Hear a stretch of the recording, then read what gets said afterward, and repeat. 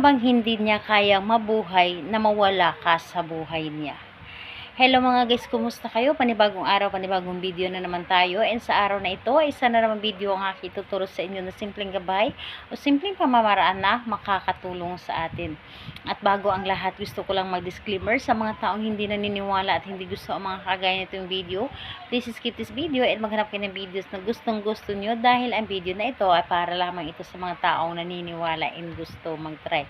Sa lahat po ng mga nagko-comment dito sa aking video, dito sa loob ng aking channel, mag-ingat sa lahat ng mga nagre-reply sa inyo na dinadala kayo sa Kalamat sa Pinemo app upang makaiwas po tayo sa scam. Ngayon, ituturo ko sa inyo paano nga ba natin paano nga ba maramdaman ng inyong partner na para bang hindi nila kayang mabuhay. Yung para bang hindi nila kaya yung sarili nila kapag wala ka sa buhay niya. Ito ay pwede mong gawin sa paresang kasarian at pwede mo rin itong gawin sa magka-LDR at magkalapit. So, dito is kailangan natin ng ating gagamitin kapag ito ay ating gagawin. So, ang gagamitin lamang natin dito is, kailangan mo lamang dito maghanda ng isang maliit na pirasong papel. Kailangan mo dito maghanda ng panulat, syempre, ng kahit anong kulay ng panulat. And kailangan din natin dito ng inyong paboritong pabango. So, yun lamang ang dapat nating ihanda. Syempre, yung sarili natin, kailangan na alam natin sa ating sarili na gustong-gusto mo itong gawin at buo dapat ang iyong loob sa paggawa nito at nagtiwala ka sa inyong dapat na gawin at huwag mo hayaan na magiging negative ang inyong isipan kapag kayo ay gumawa ng mga ganito. So, kapag ready ka na, pwede mo na itong simulan. Ang gagawin mo lamang dito, napakadali. So, dito sa isang maliit na pirasong papel, kung nakikita po ninyo, dito is isulat mo po dito banda yung inyong pangalan. Pangalan mo na ikaw ang gumawa. So, isulat nyo po dito ang inyong pangalan at dito is isulat mo rin dito ang kanyang pangalan. So, isulat mo dito ang kanyang pangalan at pagkatapos nun, ay kumuha ka ng inyong paboritong pabango, yung sa iyo po na pabango, yung hindi mo ito hiniram, di bali na binigay lamang ito sa inyo, basta ikaw na ang nagmamay-ari ngayon.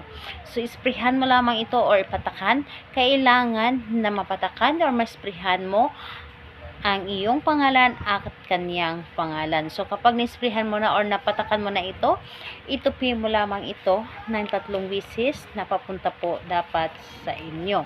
And sabihin nyo dito na sa pamamagitan nito, ikaw simula ngayon, hindi mo kaya mabuhay na mawala ako sa buhay mo, hindi mo kaya mabuhay o hindi mo kakayanin ang iyong sarili kapag ako ay mawala sa iyo. Ako lamang ang kaligayahan mo, ako lamang ang mamahalin mo panghabang buhay. So, sabihin mo dito lahat-lahat, pwede mong dagdagan ang inyong mga sasabihin basta mga positive lamang ito at ikakabuti sa inyong relasyon. Kung gaano mo ka gusto na hindi niya kaya mabuhay o hindi niya kaya mabuhay na mawala ka sa kanya. So, sabihin mo na dito lahat-lahat at pagkatapos nun, ito ay ilagay mo sa ilalim ng punda ng iyong unan sa loob po. At kailangan yung una na yon ay sa iyo na ikaw ang gumagamit lamang. So, huwag mo hayaan na ito ay mahigaan ng iba. Dapat ikaw lamang ang nakakahiga nun at hindi nakakaalam. Hindi mo ito pwedeng pagsasabi sa kahit kanino. So, ikaw mismo makakaramdam sa talab nito. So, kailan siya pwedeng gawin? Kahit anong araw at oras po, pwede mo siyang gawin. Pero, sasabihin ko sa inyo, mas maganda na gawin ito sa gabi, yung tipong tahimik na ang paligid. Dahil kapag tahimik ang paligid, sa paggawa mo, mas mabilis tayo mapapakinggan ng universe. So, ayun po. Salamat po sa inyo. Bye-bye everyone. God bless us all.